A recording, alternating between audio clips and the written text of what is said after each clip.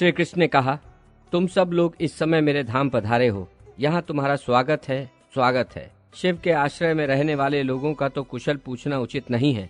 यहाँ आकर तुम निश्चिंत हो जाओ, मेरे रहते तुम्हें क्या चिंता है। मैं समस्त जीवों के भीतर विराजमान हूँ, परंतु स्तुति से ही प्रत्यक्ष होता हूँ। तुम्हारा जो अभिप्राय है वो सब मैं निश्चित रूप से जानता हूँ। देवताओं, शुभ अशुभ जो भी कर्म है वो समय पर ही होगा। बड़ा या छोटा सब कार्य काल से ही संपन्न होता है। वृक्ष अपने अपने समय पर ही सदा फूलते और फलते हैं, समय पर ही उनके फल पकते हैं और समय पर ही वे कच्चे फलों से युक्त होते हैं। सुख दुख, संपत्ति, विपत्ति, शोक, चिंता तथा शुभ अशुभ सब अपने अपने कर्मों के फल हैं और सभी समय पर ही उपस्थित होते हैं। तीनों लोकों में न तो कोई किसी का प्रिय है और न ही अप्रिय ही है। समय आने पर कार्यवश सभी लोग अप्रिय तथा प्रिय होते हैं। तुम लोगों ने देखा है, पृथ्वी पर बहुत से राजा और मनु हुए और वे सभी अपने अपने कर्मों के फल के परिपाक से काल के अधीन हो गए। तुम लोगों का यहाँ गोकुल में जो एक क्षण व्यतीत हुआ है, उतने में ही पृथ्वी पर 7 मनवंतर बीत गए, 7 इंद्र समाप्त हो गए। इस समय 8वें इंद्र चल रहे हैं। इस प्रकार मेरा काल चक्र दिन रात भ्रमण करता रहता है। इंद्र, मनु तथा राजा सभी लोग काल के वशीभूत हो गए हैं। उनकी कीर्ति, पृथ्वी, पुण्य और पाप की कथा मात्र शेष रह गई है। इस समय भी पृथ्वी पर बहुत से राजा दुष्ट और भगवन निंदक हैं। उनके बल और पराक्रम महान हैं, परंतु समयानुसार सब के सब कालांतर यम के ग्रास हो जाएंगे। ये काल इस समय भी मेरी आज्ञा से उपस्थित है। वायु मेरी आज्ञा मानकर ही निरंतर बहती रहती है। मेरी आज्ञा से ही आग जलती और सूर्य तपते हैं। देवताओं, मेरी आज्ञा से ही सब शरीर में रोग निवास करते हैं। समस्त प्राणियों में मृत्यु का संचार होता है तथा वे समस्त जलधर वर्षा करते हैं। मेरे शासन से ही ब्राह्मण ब्राह्मणत्व में, तपोधन तपस्या में, ब्रह्मर्षि ब्रह्म में और योगी योग में निष्ठा रखते हैं। वे सब के सब मेरे भय से भयभीत होकर ही स्वधर्म कर्म के पालन में तत्पर हैं। जो मेरे भक्त हैं वे सदा निशंक रहते हैं, क्योंकि वे कर्म का निर्मूलन करने में समर्थ हैं। देवताओं, मैं काल का भी काल हूँ, विधाता का भी विधाता हूँ, संहारकारी का भी संहारक हूँ तथा पालक का भी पालक, परमात्मा परमेश्वर हूँ। मेरी आज्ञा से ये शिव संहार करते हैं, इसलिए इनका नाम हर है। तुम मेरे आदेश से सृष्टि के लिए उद्धृत रहते हो, इसलिए विश्व सृष्टा कहलाते हो और धर्मदेव रक्षा के कारण ही पालक कहलाते हैं। ब्रह्मा से लेकर तृण पर्यंत सबका ईश्वर मैं ही हूँ। मैं ही कर्म फल का दाता और कर्मों का निर्मूलन करने वाला हूँ। मैं जिनका संहार करना चाहूँ उसकी रक्षा कौन कर सकता है, तथा मैं जिनका पालन करूँ उनको मारने वाला भी कोई नहीं है। मैं सबका सृजन, पालन और संहार करता हूँ, परंतु मेरे भक्त नित्य देही हैं। उनके संहार में मैं समर्थ नहीं हूँ। भक्त सदा मेरे पीछे चलते हैं और मेरे चरणों की आराधना में तत्पर रहते हैं, अतः मैं भी सदा भक्तों के निकट उनकी रक्षा के लिए मौजूद रहता हूँ। ब्रह्मांड में सभी नष्ट हो जाते हैं और बारंबार जन्म लेते हैं, परंतु मेरे भक्तों का नाश नहीं होता है। वे सदा ही निशंक और निरापद रहते हैं। इसलिए समस्त विद्वान पुरुष मेरे दास्य भाव की अभिलाषा रखते हैं और किसी भी वर की नहीं। जो मुझसे दास्य भाव की याचना करते हैं वे धन्य हैं। दूसरे सब के सब वंचित हैं। जन्म, मृत्यु, जरा, व्याधि, भय और यम यातना, ये सारे कष्ट दूसरे कर्म परायण लोगों को प्राप्त होते हैं, मेरे भक्तों को नहीं। मेरे भक्त पाप या पुण्य किसी भी कर्म से लिप्त नहीं होते। मैं उनके कर्म भोगों का निश्चय ही नाश कर देता हूँ। मैं भक्तों का प्राण हूँ और भक्त मेरे लिए प्राणों के समान हैं। जो नित्य मेरा ध्यान करते हैं उनका मैं दिन रात स्मरण करता हूँ। 16 अरों से युक्त अत्यंत तीखा सुदर्शन नामक चक्र महान तेजस्वी है। संपूर्ण जीवधारियों में जितना भी तेज है वो सब उस चक्र के तेज के 16वें अंश के बराबर भी नहीं है। उस अभिष्ट चक्र को भक्तों के निकट उनकी रक्षा के लिए नियुक्त करके भी मुझे प्रतीति नहीं होती, इसलिए मैं स्वयं भी उनके पास जाता हूँ। तुम सब देवता और प्राणाधिका लक्ष्मी भी मुझे भक्त से बढ़कर प्यारी नहीं है। देवेश्वरों, भक्तों का भक्ति पूर्वक दिया हुआ जो द्रव्य है उसको मैं बड़े ही प्रेम से ग्रहण करता हूँ, परंतु अभक्तों की दी हुई कोई भी वस्तु मैं नहीं खाता। निश्चय ही उसे राजा बलि ही भोगते हैं। जो अपने स्त्री, पुत्र आदि स्वजनों को त्याग कर दिन रात मुझे ही याद करते हैं, उनका स्मरण मैं भी तुम लोगों को त्याग कर अनर्हिष किया करता हूँ। जो लोग भक्तों, ब्राह्मणों तथा गौओं से द्वेष रखते हैं यज्ञों और देवताओं की हिंसा करते हैं, वे शीघ्र ही उसी तरह नष्ट हो जाते हैं जैसे प्रज्वलित अग्नि में तिनके। जब मैं उनका घातक बनकर उपस्थित होता हूँ, तब कोई भी उनकी रक्षा नहीं कर पाता।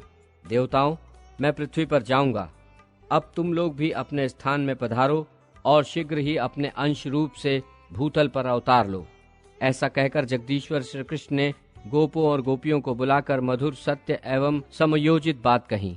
गोपों और गोपियों, सुनो, तुम सब के सब नंदराय जी जो उत्कृष्ट व्रज हैं, वहां जाओ, उस व्रज में अवतार ग्रहण करो। राधिके, तुम भी शीघ्र ही वृषभानु के घर पधारो। वृषभानु की प्यारी स्त्री बड़ी ही साध्वी है, उनका नाम कलावती है। वे सुबल की पुत्री हैं और लक्ष्मी के अंश से प्रकट हुई हैं। वास्तव में वो पितरों की मानसी कन्या है तथा नारियों में धन्या और मान्या समझी जाती है। पूर्व काल में दुर्वासा के शाप से उनका व्रजमंडल में गोप के घर में जन्म हुआ था। तुम उन्हीं कलावती की पुत्री होकर जन्म ग्रहण करो। अब शीघ्र नंद व्रज में जाओ। कमलानने, मैं बालक रूप से वहां आकर तुम्हें प्राप्त करूंगा। राधे, तुम मुझे प्राणों से भी अधिक प्यारी हो और मैं भी तुम्हें प्राणों से बढ़कर प्यारा हूँ। हम दोनों का कुछ भी एक दूसरे से भिन्न नहीं है, हम सदैव एक रूप हैं।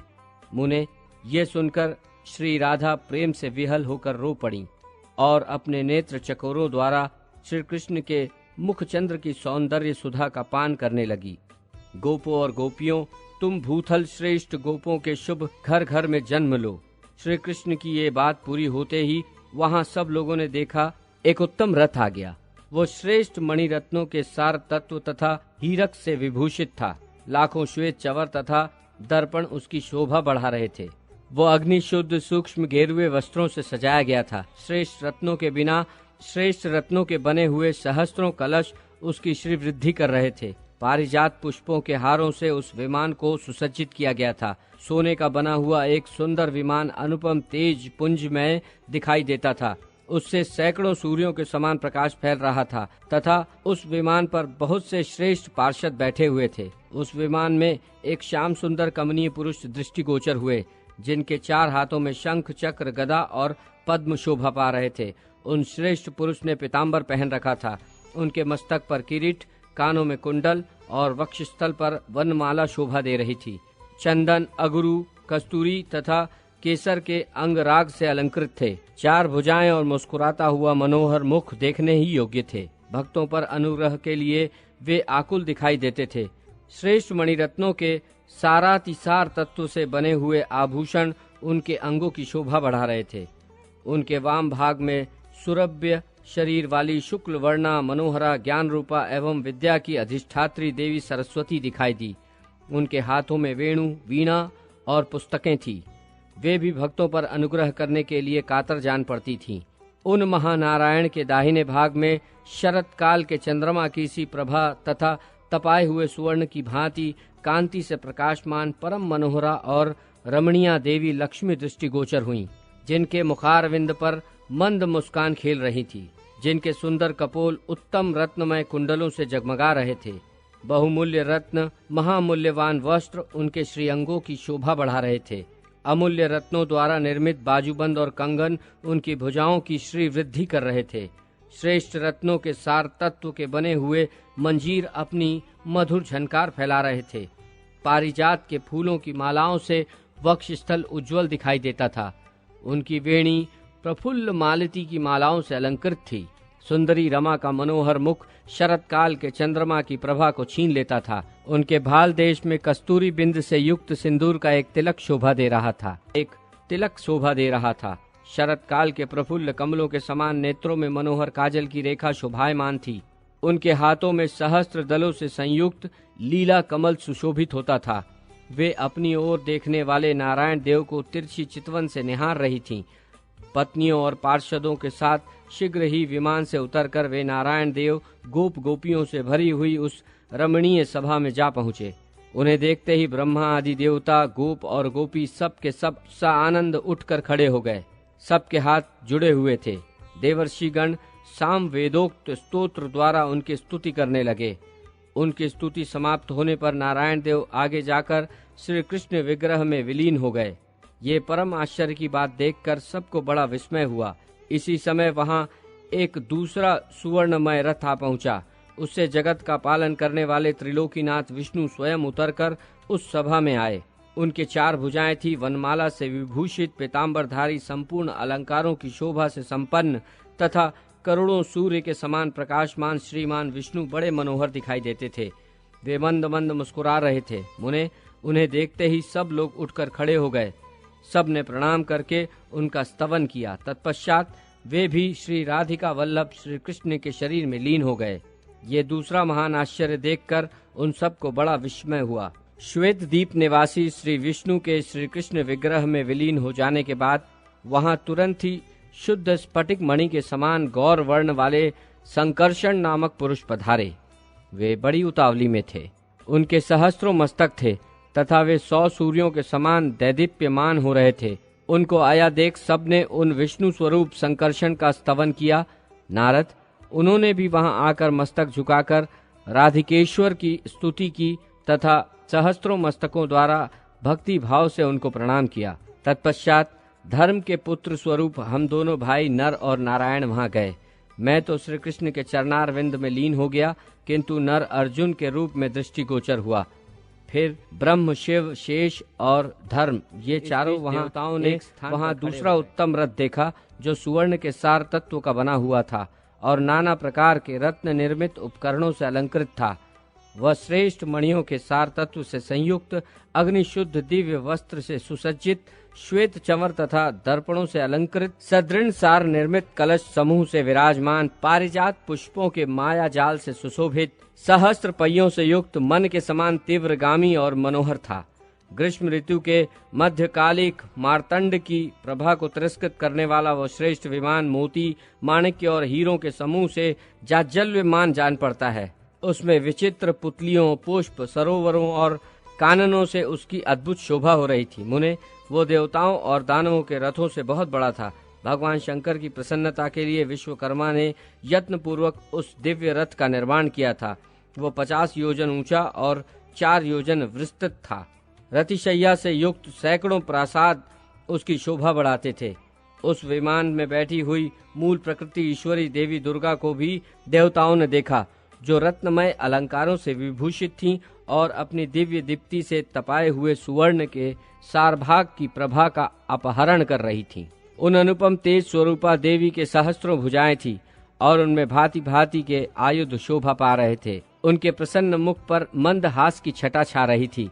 वे भक्तों पर कृपा करने के लिए कातर दिखाई देती थी। उनके गंड स्थल और कपोल उत्तम रत्नमय कुंडलों से उद्भासित हो रहे थे। रतेंद्र सार रचित तथा मधुर झनकार से युक्त मंजीरों के कारण उनके चरणों की अपूर्व शोभा हो रही थी। श्रेष्ठ मणि निर्मित मेखला से मंडित मध्य देश अत्यंत मनोहर दिखाई देता था।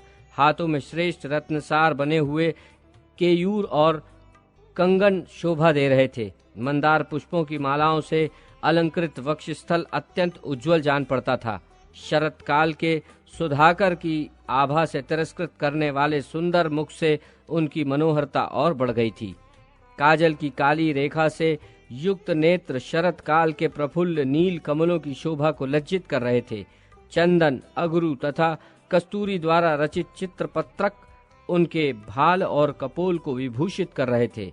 नूतन बंधुजीव पुष्प के समान आभा वाले लाल लाल ओंठ के कारण उनके मुख की शोभा और भी बढ़ गई थी। उनकी दंतावली मोतियों की पात की प्रभा को लूटे लेती थी। प्रफुल्ल मालती की माला से अलंकृत वेणी धारण करने वाली वे देवी बड़ी ही सुंदर थीं। गरुड़ की चोंच के समान नुकीली नासिका के अग्रभाग में लटकती हुई गजमुक्ता की बुलाक अपूर्व छटा बिखेर रही थी। अग्नि शुद्ध एवं अत्यंत दीप्तिमान वस्त्र से वे उद्भासित हो रही थी और दोनों पुत्रों के साथ सिंह की पीठ पर बैठी थी।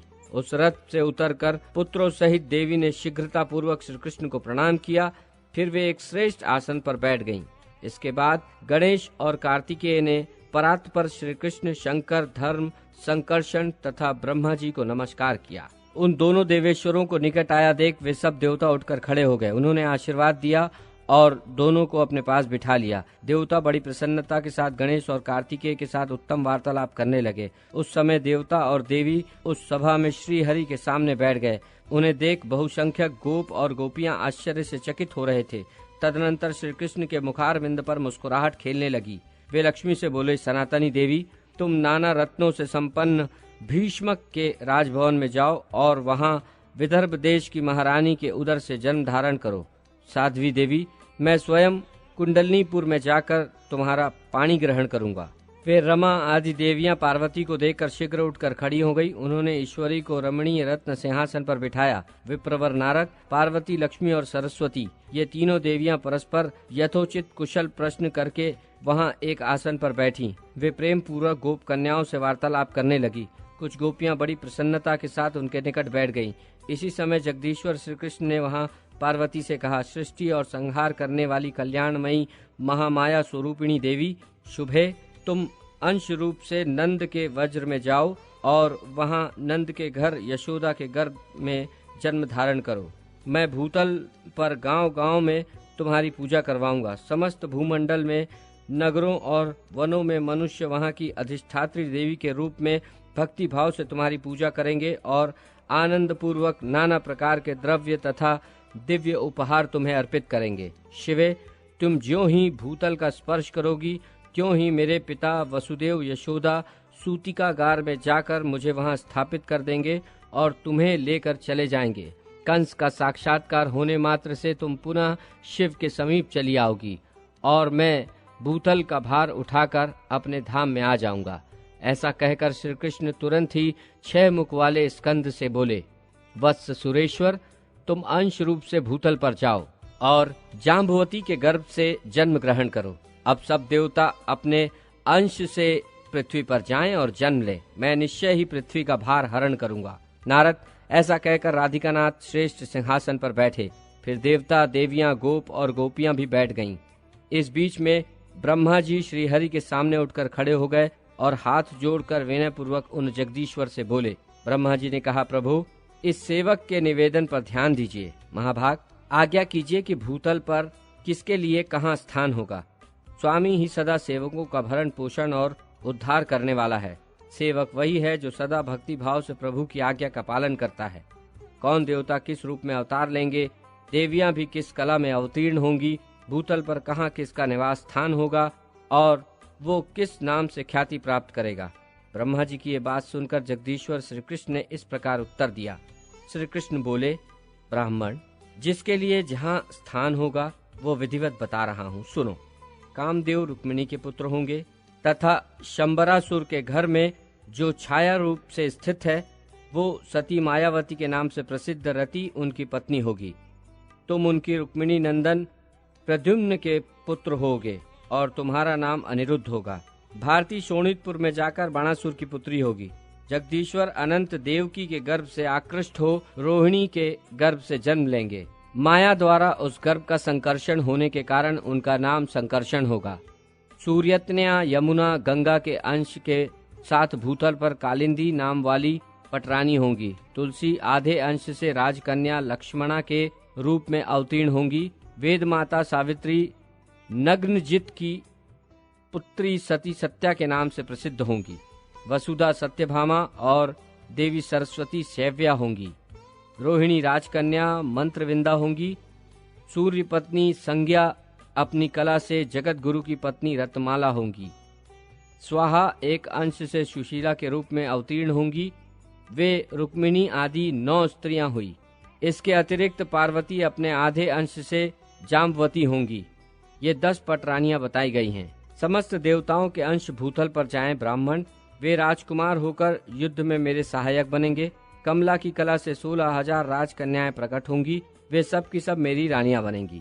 वे धर्मदेव अंश रूप से पांडुपुत्र युधिष्ठिर होंगे। वायु के अंश से भीमसेन का और इंद्र के अंश से साक्षात अर्जुन का प्रादुर्भाव होगा। अश्विनी कुमारों के अंश से नकुल और सहदेव प्रकट होंगे। सूर्य का अंश वीरवर कर्ण होगा और साक्षात यमराज विदुर होंगे। कली का अंश दुर्योधन, समुद्र का अंश शांतनु, शंकर का अंश अश्वत्थामा और अग्नि का अंश द्रोण होगा। चंद्रमा का अंश अभिमन्यु के रूप में प्रकट होगा। स्वयं वसु देवता भीष्म होंगे। कश्यप के अंश से वसुदेव और अदिति के अंश से देवकी होंगी। वसु के अंश से नंद गोप का प्रादुर्भाव होगा। वसु की पत्नी यशोदा होंगी। कमला के अंश से द्रौपदी होंगी, जिनका प्रादुर्भाव यज्ञ कुंड से होगा। अग्नि के अंश से महाबली धृष्टद्युम्न का जन्म होगा। शतरूपा के अंश से सुभद्रा होंगी, जिनका जन्म देवकी के गर्भ से होगा। देवता लोग भारहारी होकर अपने अंश से पृथ्वी पर अवतीर्ण हो, इसी प्रकार देवपत्नियां भी अपनी कला से भूतल पर पधारे। नारद, ऐसा कहकर भगवान श्री कृष्ण चुप हो गए। वो सारा विवरण सुनकर प्रजापति ब्रह्मा वहां अपने स्थान पर जा बैठे। देवर्षि, श्री कृष्ण के वाम भाग में वाग्न देवी सरस्वती थी, दाहिने भाग में लक्ष्मी थी। अन्य सब देवता और पार्वती देवी सामने थी। गोप और गोपियां भी उनके सम्मुख ही बैठी थी। श्री राधा श्याम सुंदर के वक्ष स्थल में विराजमान थी। इसी समय वज्रेश्वरी राधा अपने प्रियतम से बोली। राधिका ने कहा, नाथ, मैं कुछ कहना चाहती हूँ। प्रभु, इस दासी की बात सुनो। मेरे प्राण की चिंता से निरंतर जल रहे हैं, चित्त चंचल हो रहा है। तुम्हारी ओर देखते समय मैं पल भर के लिए आंख बंद करने या पलक मारने में भी असमर्थ हो जाती हूँ। फिर प्राणनाथ, तुम्हारे बिना भूतल पर अकेली कैसे जाऊंगी? प्राणेश्वर, जीवन बंधु, सच बताओ, वहाँ गोकुल में कितने काल के पश्चात तुम्हारे साथ मेरा अवश्य मिलन होगा? तुम्हें देखे बिना एक निमेष भी मेरे लिए 100 युगों के समान प्रतीत होता है। वहाँ मैं किसे देखूंगी, कहाँ जाऊंगी और कौन मेरी रक्षा करेगा? प्राणेश, तुम्हारे सिवा दूसरे किसी को पिता, माता, भाई, बंधु, बहन अथवा पुत्र का मैं क्षण भर भी चिंतन नहीं करती हूँ। मायापते, यदि तुम भूतल पर मुझे भेजकर माया से आच्छन्न कर देना चाहते हो, वैभव देकर भुलाना चाहते हो, तो मेरे समक्ष सच्ची प्रतिज्ञा करो।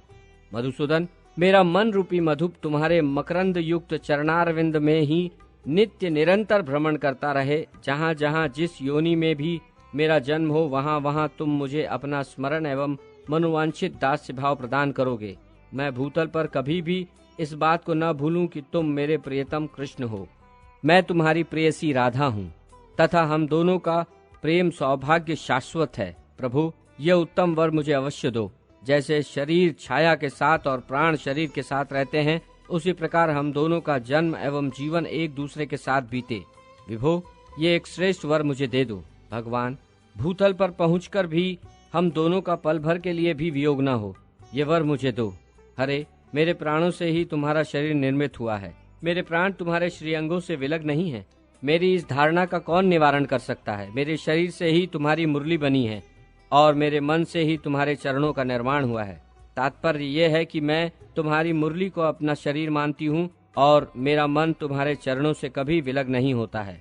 संसार में कितने ही ऐसे स्त्री पुरुष हैं जो सामने एक दूसरे की स्तुति करते हैं, परंतु कहीं भी अपने प्रियतम में निरंतर आसक्त रहने वाली मुझ जैसी प्रेयसी नहीं है। तुम्हारे शरीर के आधे भाग से किसने मेरा निर्माण किया है? हम दोनों में भेद है ही नहीं, अतः मेरा मन निरंतर तुम्ही में लगा रहता है।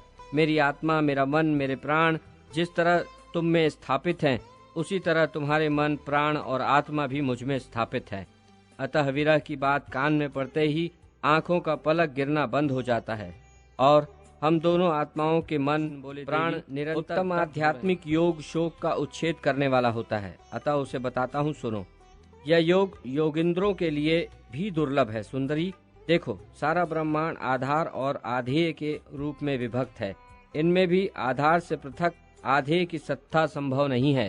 फल का आधार है फूल, फूल का आधार है पल्लव, पल्लव का आधार है तना या डाली तथा उसका भी आधार स्वयं वृक्ष है।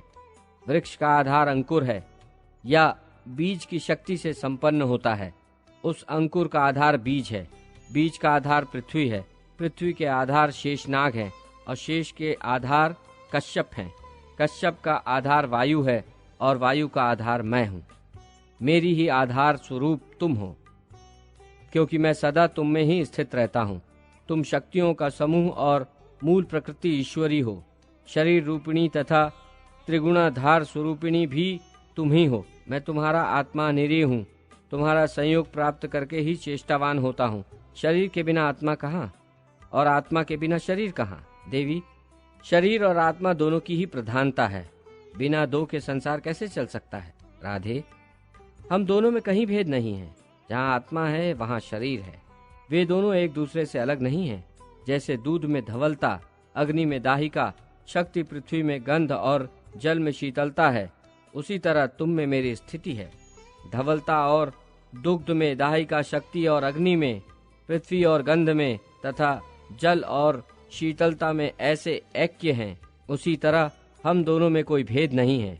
मेरे बिना तुम निर्जीव हो और तुम्हारे बिना मैं अदृश्य हूँ।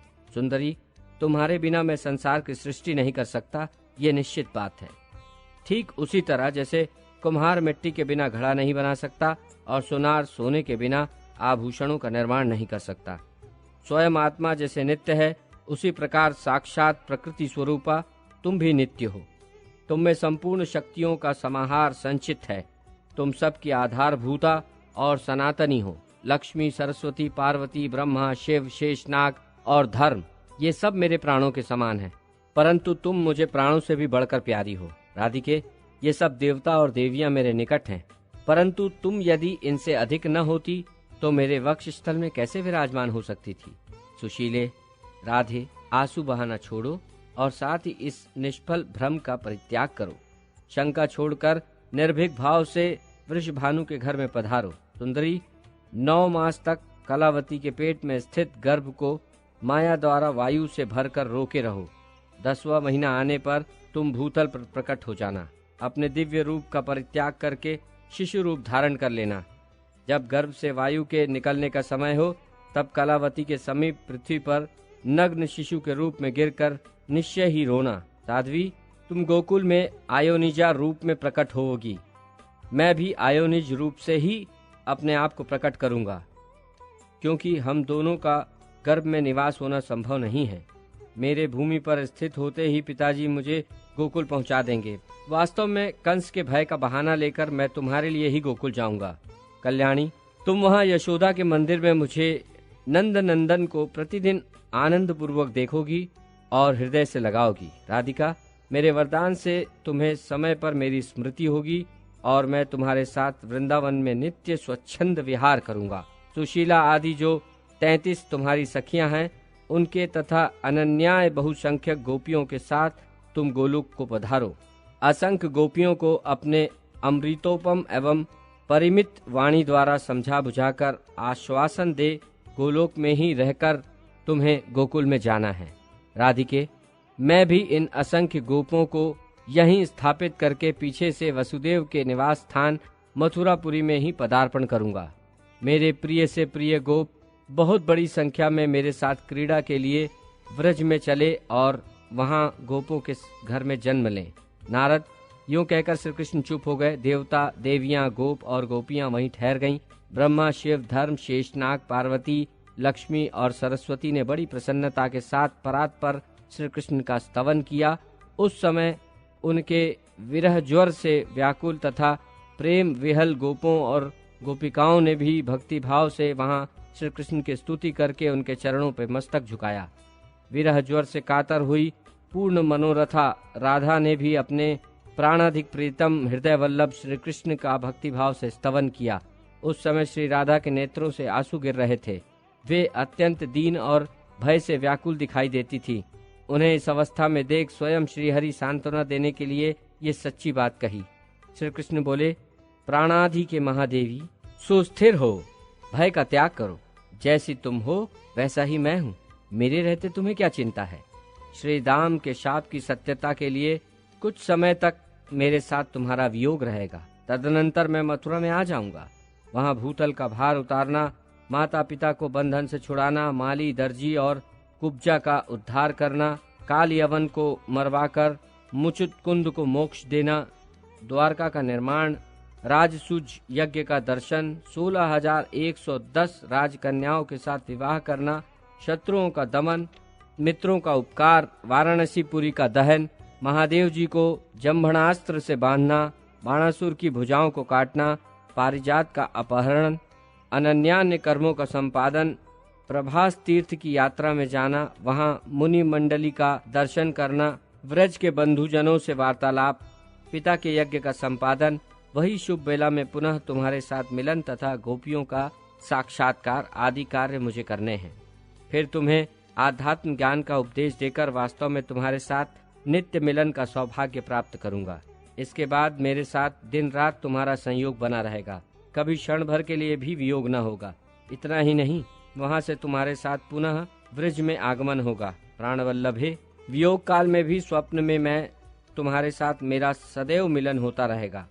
तुमसे बिछुड़कर द्वारका में जाने पर मेरे और मेरे नारायणांश के द्वारा उपयुक्त कार्य संपादित होंगे। फिर वृंदावन में तुम्हारे साथ मेरा निवास होगा। फिर माता पिता तथा गोपियों के शोक का पूर्णतः निवारण होगा। भूतल का भार उतारकर तुम्हारे और गोप गोपियों के साथ मेरा पुनः गोलोक में आगमन होगा। राधे, मेरे अंशभूत जो नित्य परमात्मा नारायण हैं, वे लक्ष्मी और सरस्वती के साथ वैकुंठ लोक को पधारेंगे। धर्म और मेरे अंशों का निवास स्थान श्वेत द्वीप में होगा। देवताओं और देवियों के अंश भी अक्षय धाम को पधारेंगे। फिर इसी गोलोक में तुम्हारे साथ मेरा निवास होगा। कांते, इस प्रकार समस्त भावी शुभाशुभ का वर्णन मैंने कर दिया। मेरे द्वारा जो निश्चय हो चुका है उसका कौन निवारण कर सकता है। तदनंतर श्री हरि ने देवताओं और देवियों से समायोचित बात कही। देवताओं, अब तुम लोग भावी कार्य की सिद्धि के लिए अपने अपने स्थान को जाओ। पार्वती, तुम अपने दोनों पुत्रों तथा स्वामी के साथ कैलाश को जाओ। मैंने जो कार्य तुम्हारे जिम्मे लगाया है वो सब यथा समय पूरा होगा। वज्रेश्वरी, राधे, गणेश जी को छोड़कर शेष छोटे बड़े सभी देवताओं और देवियों का कला द्वारा भूतल पर अवतरण होगा। तदनंतर लक्ष्मी, सरस्वती तथा श्री राधा सहित पुरुषोत्तम श्री हरि को भक्ति भाव से प्रणाम करके सब देवता आनंद पूर्वक अपने अपने स्थान को चले गए। श्री हरि ने जिस कार्य का आयोजन किया था उसे सफल बनाने के लिए व्यग्रता पूर्वक भूतल पधारे, क्योंकि स्वामी का बताया हुआ स्थान देवताओं के लिए भी दुर्लभ था। श्री कृष्ण ने राधा से कहा, प्रिय प्रिय, तुम पूर्व निश्चित गोप गोपियों के समुदाय के साथ वृषभानु के निवास गृह को पधारो। मैं मथुरापुरी में वसुदेव के घर जाऊंगा। फिर कंस के भय का बहाना बनाकर गोकुल में तुम्हारे समीप आ जाऊंगा। लाल कमल के समान नेत्रों वाली श्री राधा श्री कृष्ण को प्रणाम करके प्रेम विच्छेद के भय से कातर हो उनके सामने फूट फूट कर रोने लगी। वे ठहर ठहर कर कभी कुछ दूर तक जाती और जा जाकर बार बार लौट आती थी। लौटकर पुनः श्री हरि का मुंह निहारने लगती थी। सती राधा शरत काल की पूर्णिमा के चंद्रमा की कांति सुधा से पूर्ण प्रभु के मुख चंद्र की सौंदर्य माधुरी का अपने निमेष रहित नेत्र चकोरों द्वारा पान करती थी। तदनंतर परमेश्वरी राधा प्रभु की 7 बार परिक्रमा करके 7 बार प्रणाम करने के अनंतर पुनः श्री हरि के सामने खड़ी हुई। इतने में ही करोड़ों गोपियों का समूह वहां आ पहुंचा। उन सब के साथ श्री राधा ने पुनः श्री कृष्ण को प्रणाम किया। तत्पश्चात 33 सखी स्वरूपा गोप किशोरियों और गोप समूहों के साथ सुंदरी राधा श्री हरि को मस्तक झुकाकर भूतल के लिए प्रस्थित हुईं। वे सब के सब श्री हरि के बताए हुए स्थान नंद गोकुल को गए। फिर राधा वृषभानु के घर में और गोपियां अन्यान्य गोपों के घरों में गईं। गोप गोपियों सहित श्री राधा के भूतल पर चले जाने पर श्री हरि भी शीघ्र ही वहां पहुंचने के लिए उत्सुक हुए। गोलोक के गोपों और गोपियों से बात करके उन्हें अपने अपने कामों में लगाकर मन की गति से चलने वाले जगदीश्वर श्री हरि मथुरा में जा पहुंचे। पहले देवकी और वसुदेव के जो पुत्र हुए उन्हें कंस ने तत्काल मार डाला। इस तरह उनके 6 पुत्रों को उसने काल के गाल में डाल दिया। देवकी का 7वां गर्भ शेष नाग का अंश था, जिसे योग माया ने खींचकर गोकुल में निवास करने वाली रोहिणी जी के गर्भ में स्थापित कर दिया। फिर वो श्री हरि की आज्ञा से चली गई। श्री कृष्ण जन्म वृत्तांत आकाशवाणी से प्रभावित हो देवकी के वध के लिए उद्यत हुए कंस को वसुदेव जी का समझाना, कंस द्वारा उसके 6 पुत्रों का वध, 7वें गर्भ का संकर्षण, 8वें गर्भ में भगवान का आविर्भाव, देवताओं द्वारा स्तुति, भगवान का दिव्य रूप में प्राकट्य, वसुदेव द्वारा उनकी स्तुति, भगवान का पूर्व जन्म के वरदान का प्रसंग बताकर अपने को व्रज में ले जाने की बात बता शिशु रूप में प्रकट होना, वसुदेव जी का व्रज में यशोदा के शयन गृह में शिशु को सुलाकर नंद कन्या को ले आना, कंस का उसे मारने को उद्यत होना, परंतु वसुदेव जी तथा आकाशवाणी के कथन पर विश्वास करके कन्या को दे देना। वसुदेव देवकी का सानंद घर को लौटना। नारद जी ने पूछा, महाभाग, श्री कृष्ण का जन्म वृत्तांत महान पुण्यप्रद और उत्तम है। वह जन्म, मृत्यु और जरा का नाश करने वाला है। अतः आप इस प्रसंग को कुछ विस्तार के साथ बतलाइए। वसुदेव किसके पुत्र थे और देवकी किसकी कन्या थी? देवकी और वसुदेव पूर्व जन्म में कौन थे?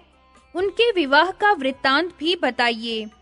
अत्यंत क्रूर स्वभाव वाले कंस ने देवकी के 6 पुत्रों का वध क्यों किया तथा श्री हरि का जन्म किस दिन हुआ, यह सब मैं सुनना चाहता हूँ। आप कृपा पूर्वक कहिए। श्री नारायण ने कहा, महर्षि कश्यप ही वसुदेव हुए थे और देव माता अदिति देवकी के रूप में अवतीर्ण हुई थी। पूर्व जन्म के पुण्य के फल रूप से ही उन्होंने श्री हरि को पुत्र रूप से प्राप्त किया था। देव मीढ़ द्वारा मारिशा के गर्भ से महान पुरुष वसुदेव का जन्म हुआ। उनके जन्म काल में अत्यंत हर्ष से भरे हुए देव समुदाय ने आनक और दुंदुभि नामक बाजे बजाए थे। इसलिए श्री हरि के जनक वसुदेव को प्राचीन संत महात्मा आनक दुंदुभि कहते हैं। यदुकुल में आहुक के पुत्र श्रीमान देवक हुए थे, जो ज्ञान के समुद्र कहे जाते हैं। उन्हीं की पुत्री देवकी थी। यदुकुल के आचार्य गर्ग ने वसुदेव के साथ देवकी का विधि पूर्वक यथोचित विवाह संबंध कराया था। देवक ने विवाह के लिए बहुत सामान एकत्र किए थे। उन्होंने उत्तम लग्न में अपनी पुत्री देवकी को वसुदेव के हाथ में समर्पण कर दिया। नारद, देवक ने दहेज में सहस्त्रों घोड़े, सहस्त्रों स्वर्ण पात्र, वस्त्र आभूषणों से विभूषित सैकड़ों सुंदरी दासियां, नाना प्रकार के द्रव्य, भांति-भांति के रत्न, उत्तम मणि, हीरे तथा रत्नमय पात्र दिए थे। देवक की कन्या श्रेष्ठ रत्नमय आभूषणों से विभूषित सैकड़ों चंद्रमाओं के समान कांतिमती, त्रिभुवन मोहिनी, धन्य, मान्य तथा श्रेष्ठ युवती थी। रूप और गुण की निधि थी। उसके मुख पर मंद मुस्कान की छटा छाई रहती थी। उसे रथ पर बिठाकर वसुदेव जब प्रस्थान करने लगे, तब बहन के विवाह में हर्ष से भरा हुआ कंस भी उसके साथ चला। वह तत्काल देवकी के रथ के निकट आ गया। इसी समय कंस को संबोधित करती आकाशवाणी हुई, राजेंद्र, क्यों हर्ष से फूल उठे हो? यह सच्ची बात सुनो। देवकी का 8वां गर्भ तुम्हारी मृत्यु का कारण होगा। यह सुनकर महाबली कंस ने हाथ में तलवार ले ली। देवी वाणी पर विश्वास करके भयभीत और कुपित हो वह महापापी नरेश देवकी का वध करने के लिए उद्यत हो गया। वसुदेव जी बड़े भारी पंडित, नीतिज्ञ तथा नीति शास्त्र के ज्ञान में निपुण थे। उन्होंने कंस को देवकी का वध करने के लिए उद्यत देख उसे समझाना आरंभ किया।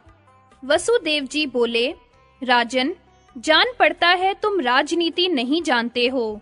मेरी बात सुनो। यह तुम्हारे लिए हितकर और यशस्कर है। साथ ही कलंक को दूर करने वाली, शास्त्रों द्वारा प्रतिपादित तथा समय के अनुरूप भी है। भूपाल, यदि इसके 8वें गर्भ से ही तुम्हारी मृत्यु होने वाली है, तो इस बेचारी का वध करके क्यों अपयश लेते और अपने लिए नरक का मार्ग प्रशस्त करते हो? जीव मात्र के वध से ही न्यूनाधिक पाप होता है, परंतु ब्रह्म हत्या बहुत बड़ा पातक है। स्त्री का वध करने से मनुष्य को ब्रह्म हत्या के समान पाप लगता है। विशेषतः यह तुम्हारी बहन है, तुमसे पालित और पोषित होने योग्य है तथा तुम्हारी शरण में आई है। नरेश्वर, इसका वध करने पर तुम्हें 100 स्त्रियों की हत्या का पाप लगेगा। मनुष्य जप, तप, दान, पूजा, तीर्थ दर्शन, ब्राह्मण भोजन और होम यज्ञ आदि का अनुष्ठान स्वर्ग की प्राप्ति के लिए ही करता है। साधु पुरुष समस्त संसार को पानी के बुलबुले और स्वप्न की भांति निस्सार एवं मिथ्या मानते और भयदायक समझते हैं। इसीलिए वे सदैव यत्न पूर्वक धर्म का अनुष्ठान करते हैं। यदुकुल कमल दिवाकर धर्मिष्ठ नरेश्वर, अपनी इस बहन को छोड़ दो, मारो मत। तुम्हारी राजसभा में कई प्रकार के विद्वान हैं, तुम उन सब से पूछो कि इसके विषय में क्या करना चाहिए। भाई, इसके 8वें गर्भ में जो संतान होगी उसे मैं तुम्हारे हाथ में दे दूंगा, उससे मेरा क्या प्रयोजन है। अथवा ज्ञानी शिरोमणे जितनी भी संतानें होंगी उन सबको मैं तुम्हारे हवाले कर दूंगा, क्योंकि उनमें से एक भी मुझे तुमसे अधिक प्रिय नहीं है। राजेंद्र, बहन को जीवित छोड़ दो, यह तुम्हें बेटी के समान प्यारी है। तुमने इस छोटी बहन को सदा मीठे अन्न पान देकर पाल पोसकर बड़ा किया है। वसुदेव जी की यह बात सुनकर राजा कंस ने बहन को छोड़ दिया। वसुदेव जी प्यारी पत्नी को साथ लेकर अपने घर गए। नारद, देवकी के गर्भ से क्रमशः जो 6 संतानें हुई उन्हें वसुदेव जी ने कंस को दे दिया, क्योंकि वे सत्य से बंधे हुए थे। कंस ने क्रमशः उन सबको मार डाला। देवकी के 7वें गर्भ के आने पर कंस ने भय के कारण उसकी रक्षा की ओर विशेष ध्यान दिया, परंतु योग माया ने उस गर्भ को खींचकर रोहिणी के पेट में रख दिया। रक्षकों ने राजा को यह सूचना दी कि देवकी का 7वां गर्भ गिर गया। उस गर्भ से भगवान अनंत प्रकट हुए, जो संकर्षण नाम से प्रसिद्ध हुए। तदनंतर देवकी का 8वां गर्भ प्रकट हुआ, जो वायु से भरा हुआ था। 9वां मास व्यतीत होने के पश्चात 10वां मास उपस्थित होने पर सर्वदर्शी भगवान ने उस गर्भ पर दृष्टिपात किया। समस्त नारियों में श्रेष्ठ देवी देवकी स्वयं तो रूपवती थी ही, भगवान के दृष्टिपात करने पर तत्काल ही उनका सौंदर्य 4 गुना बढ़ गया। कंस ने देखा देवकी के मुख और नेत्र खिल उठे हैं, वह तेज से प्रज्वलित हो योग माया के समान 10 दिशाओं को प्रकाशित कर रही है। मूर्तिमान ज्योति पुंज सी दिखाई देती है। उसे देख असुर राज कंस को बड़ा विस्मय हुआ। उसने मन ही मन कहा, इस गर्भ से जो संतान होगी वही मेरी मृत्यु का कारण है। ऐसा कहकर कंस यत्न पूर्वक देवकी और वसुदेव की रखवाली करने लगा। उसने 7 द्वार वाले भवन में उन दोनों को रख छोड़ा था। 10वें मास के पूर्ण होने पर जब वह गर्भ वायु से पूर्ण हो गया, तब सबसे निर्लिप्त रहने वाले साक्षात भगवान श्री कृष्ण ने देवकी के हृदय कमल में निवास किया। उस समय महामनस्वी वसुदेव ने देवकी पर दृष्टिपात करके समझ लिया कि प्रसव काल सन्निकट आ गया है। फिर तो वे भगवान श्री हरि का स्मरण करने लगे। रत्नमय प्रदीप से युक्त उस परम मनोहर भवन में उन्होंने तलवार, लोहा, जल और अग्नि को लाकर रखा। मंत्रज्ञ मनुष्य तथा भाई बंधुओं की स्त्रियों को भी बुला लिया। भय से व्याकुल वसुदेव ने विद्वान ब्राह्मण तथा बंधुओं को भी सादर बुला भेजा। इसी समय जब रात के 2 पहर बीत गए, आकाश में बादल घिर आए, बिजलियां चमकने लगी, अनुकूल वायु चलने लगी तथा रक्षक निद्रित हो शैया पर इस तरह निश्चेष्ट सो गए मानो मरकर अचेत हो गए हो। तब धर्म, ब्रह्मा तथा शिव आदि देवेश्वर गण वहां आए तथा गर्भस्थ परमेश्वर की स्तुति करने लगे।